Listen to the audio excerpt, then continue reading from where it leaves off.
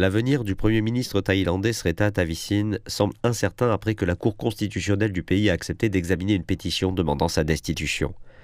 La plainte, signée par 40 sénateurs, soulève des inquiétudes quant à la décision prise le mois dernier par le Premier ministre de nommer un ancien avocat ayant fait l'objet d'une condamnation criminelle à un poste ministériel. Pichit Trenban a été condamné à 6 mois de prison en 2008 pour avoir tenté de corrompre un fonctionnaire de la Cour suprême alors qu'il était l'avocat de l'ancien Premier ministre Thaksin Shinawatra. Il a démissionné de son poste en début de semaine, mais cela n'a pas freiné les sénateurs de poursuivre leur pétition.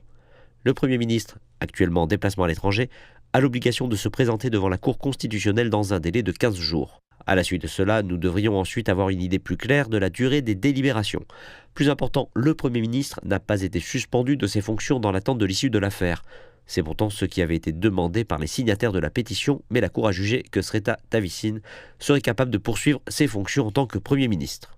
Cela est différent de cas précédents quand le chef du parti Future Forward, Pitha Limcharoenrat, et l'ancien Premier ministre Prayut Chan-o-cha avaient été suspendus pendant que la Cour constitutionnelle délibérait sur les recours juridiques formés à la rencontre. Dans l'ensemble, cette affaire est considérée comme une dernière action intentée par les sénateurs, leur mandat ayant déjà pris fin ce mois-ci. Le résultat établira un précédent concernant les limites du pouvoir du Premier ministre, s'agissant de la désignation de membres du gouvernement. Il faudra encore attendre pour savoir si le conflit actuel apportera des changements dans le paysage politique de la Thaïlande.